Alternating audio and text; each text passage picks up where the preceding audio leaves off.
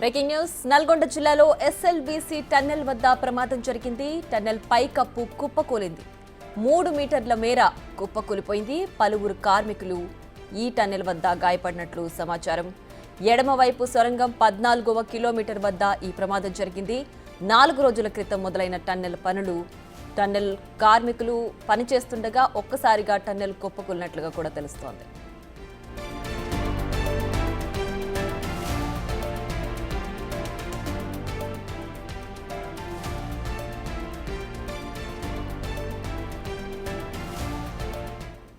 అంటే మరింత సమాచారం మా ప్రతినిధి రమేష్ అందిస్తారు. రమేష్, మాత్రం అధికారులు అక్కడికి చేరుకోవడం జరిగింది. మొత్తం ప్రమాద స్థలాల వద్దకు చేరుకోవడం జరిగింది. ఏదైతే ఎస్ఎల్బీసీ టన్నెల్ వరకు ఉన్నదో మనం టన్నెల్ వరకు కూడా చూస్తున్నాం. గత కొన్ని రోజుల నుంచి కూడా పనులు కూడా నిలిచిపోవడం జరిగింది. ఇటీవలనే 4 రోజుల క్రితం కూడా పనులు ప్రారంభం కావడం జరిగింది. ఉదయం పనులు చేస్తున్నటువంటి క్రమంలోనే మొత్తం పైకప్పు ఏదైతే ఉందో 3 మీటర్ల మేర కూడా పైకప్పు పడిపోయినట్లు కూడా తెలుస్తుంది. అందులో ఒక 5-6 వరకు కూడా అధికారులు ఉన్నారు. అందులోనే వారు చిక్కుకపోయినటువంటి పరిస్థితి అయితే కనిపిస్తుందని చెప్పవచ్చు. మనం ఎస్ఎల్బీసీ టన్నెల్ చూస్తున్నాం. పూర్తిగా శ్రీశైలం నుంచి మొదలుకొని ఇక్కడ నల్గొండ వరకు కూడా మొత్తం పూర్తిగా 42 కిలోమీటర్ల అతిపెద్ద సొరంగ మార్గం, రాష్ట్రంలోనే అతిపెద్ద సొరంగ మార్గం 42 కిలోమీటర్ల మేర ఉంటుంది. శ్రీశైలం ఇన్లెట్ అని చెప్పవచ్చు. శ్రీశైలం ఇన్లెట్ నుంచి మొదలై ఇక్కడ దేవరకొండలోని మన్నెవారిపల్లి అవుట్లెట్ వరకు కూడా మొత్తం 42 కిలోమీటర్ల మేర ఇప్పటికే 33 కిలోమీటర్ల మేర కూడా సొరంగం పనులు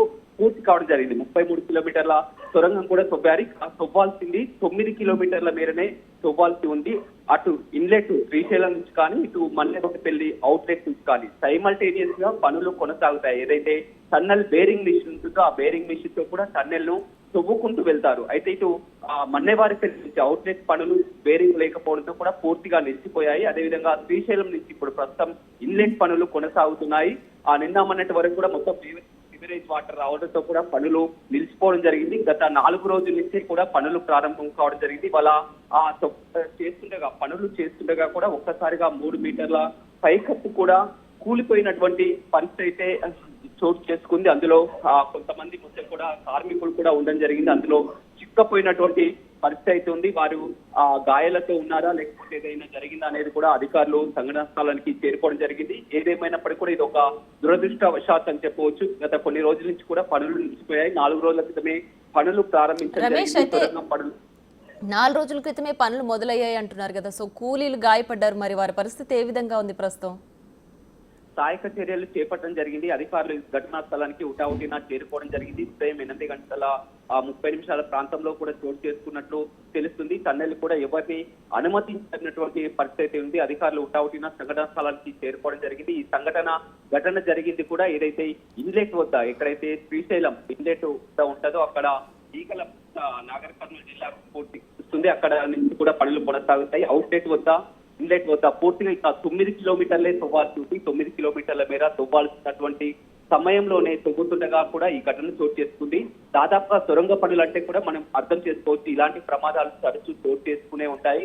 సొరంగం తవ్వేటప్పుడు పై కప్పులు కూడా గతంలో కూడా ఊడిపడినటువంటి ఘటనలు కూడా మనం చూడడం జరిగింది. ఈ రోజు కూడా అదే విధమైనటువంటి ఘటన అయితే చోటు చేసుకుంది. ఆ ప్రమాదం చూసినైతే ఇలాంటి ప్రాణాపాయం అయితే లేదని ఇప్పటి వరకు అధికారులు మాత్రం చెప్తున్నారు. ఇంకా పూర్తి వివరాలు తెలిసే వస్తుంది. ప్రస్తుతం మాత్రం ఒక 5 కార్మికులకు గాయాలైనట్లు తెలుస్తుంది. అందులోనే చిక్కుపోయినట్లు తెలుస్తుంది. ప్రాణాపాయ స్థితిలో ఉన్నారు లేకపోతే గాయాలతో ఉన్నారు. రమేష్, అయితే 14వ కిలోమీటర్ వద్ద ఈ టన్నెల్ కుప్పకూలిందని చెప్తున్నారు కదా. సో ఇప్పుడు దాని చుట్టుపక్కల కూడా సేఫ్ గానే ఉందా, లేదంటే ఇది ఈ పైకప్పు కుప్పకూలిపోవడం వల్ల దాని పక్కన కూడా ప్రమాదం జరిగే అవకాశం ఉందా?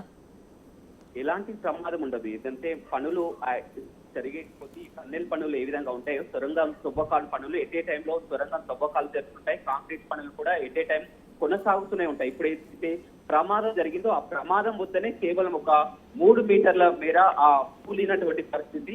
యథావిధిగా మిగతా వాటికి ఎలాంటి ప్రమాదం లేదు. ఇప్పుడు పూర్తిగా 14 కిలోమీటర్ల వరకు తవ్వుకుంటూ రావడం జరిగింది. అక్కడ అవుట్లెట్ నుంచి కూడా ఆ విధంగానే తవ్వుకుంటూ వస్తున్నా కానీ ఇటీవల బేరింగ్ మిషన్ కూడా చెడిపోవడంతో కూడా బేరింగ్ మిషన్ కోసం అవుట్లెట్ పనులు నిలిచిపోయాయి. కేవలం ఇప్పుడు ఇప్పుడైతే ఏదైతే ప్రమాదం జరిగిందో అక్కడే పనులు కొనసాగుతున్నాయి. ఈ సొరంగ మార్గాల్లో ఈ పనులు అనేది తవ్వేటప్పుడు పైకప్పులు ఊడిపడడం అనేది గతంలో కూడా చూడడం జరిగింది. కానీ ఒక్కసారిగా ఎందుకంటే గత వారం రమేష్ రోజుల అయితే నుంచి మొత్తం కూడా అసలు ఎంతమంది కార్మికులు ఈ పనిలో ఉన్నారు, ఎంతమందికి గాయాలయ్యాయి, ఆ వివరాలు ఏమైనా తెలుసాయా?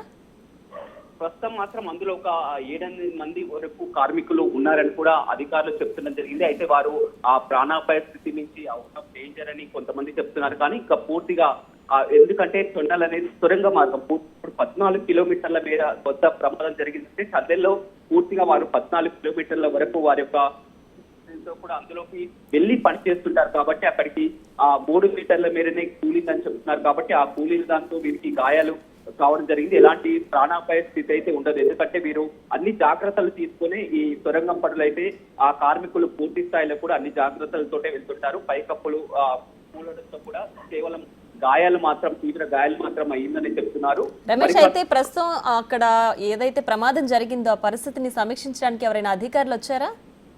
పుట్టవుటిన జిల్లాధికారులు వెంటనే జిల్లా యంత్రాంగం అంతా కూడా అక్కడికి వెళ్ళినటువంటి పరిస్థితి చోటు చేసుకుంది. మంత్రి ఉత్తమ్ కుమార్ రెడ్డి కూడా ఇరిగేషన్ మంత్రి ఉత్తమ్ కుమార్ రెడ్డి కూడా అధికారులతో మాట్లాడడం జరిగింది. ప్రమాదంపై విషయాలను తెలుసుకొని కూడా జిల్లా కలెక్టర్ అధికారులకు అంతా కూడా ఆదేశాలు జారీ చేయడం జరిగింది. క్షతగాత్రాన్ని వెంటనే ఆసుపత్రికి తరలించే విధంగా అన్ని ఏర్పాట్లు కూడా పూర్తి సకాలంలో కూడా చేయాలని చెప్తున్నారు. అంబులెన్స్లు కూడా అక్కడికి చేరుకోవడం జరిగింది. జిల్లా యంత్రాంగం అంతా కూడా పూర్తిగా సంసిద్ధమైనటువంటి పరిస్థితి అయితే సహాయక చర్యలో పాల్గొన్నారు. 14 కిలోమీటర్ల వద్ద చోటు చేసుకుంది కాబట్టి అక్కడికి ఆ లోనికి వెళ్లాలన్నా కానీ చాలా వరకు అనుమతించినటువంటి పరిస్థితి.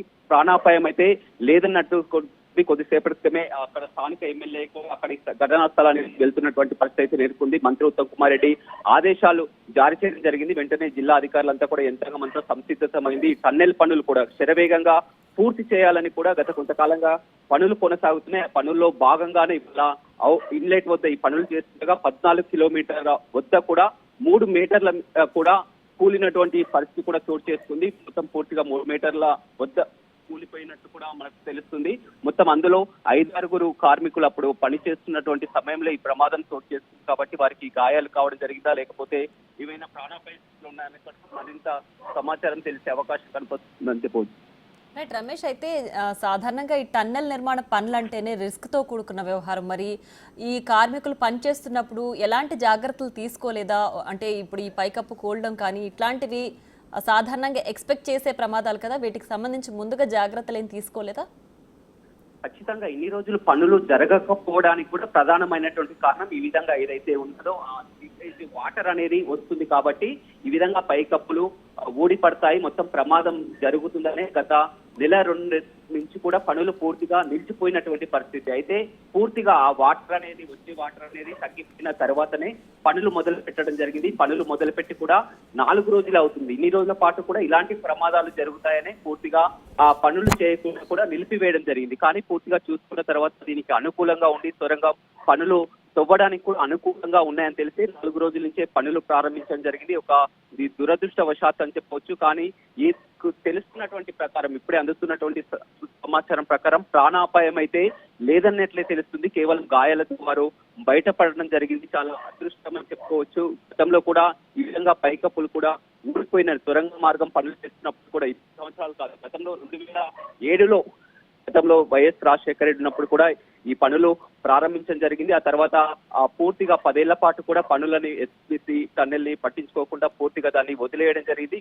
కొత్త ప్రభుత్వం ఏర్పడిన తర్వాత కూడా పూర్తిగా నల్గొండలో ఇది సస్యశ్యామలం కావాలంటే పనులని త్వరగతిన పూర్తి చేయాలని ఆదేశాలు జారీ చేయడంతో కూడా పనులు కొనసాగుతున్నాయి. ఇన్ని రోజుల పాటు కూడా నిలిచిపోవడం జరిగింది. దీనికే ఇలాంటి ప్రమాదాలు జరుగుతాయని ప్రభుత్వం చేసుకోవడం జరుగుతుంది. కానీ ఇవాళ ఉదయం 8:30 ప్రాంతంలో ఏదైతే ఇన్లెట్ వద్ద శ్రీశైలం నుంచి ఇన్లెట్, అదేవిధంగా ఇక్కడ దేవరకొండ మండేవారిపల్లి నుంచి కూడా అవుట్లెట్ అని చెప్పవచ్చు. ఇన్లెట్ అవుట్లెట్ సైమల్టేనియస్ గా పనులు కొనసాగుతున్నాయి. పనులు చేస్తున్నటువంటి క్రమంలోనే ఈ విధంగా ప్రమాదం అయితే జరిగింది. ఇలాంటి పెను ప్రమాదం అయితే తప్పిందని, ప్రాణాపాయం అయితే తప్పిందని అధికారులు చెప్తున్నారు. Right Ramesh, thanks for the updates.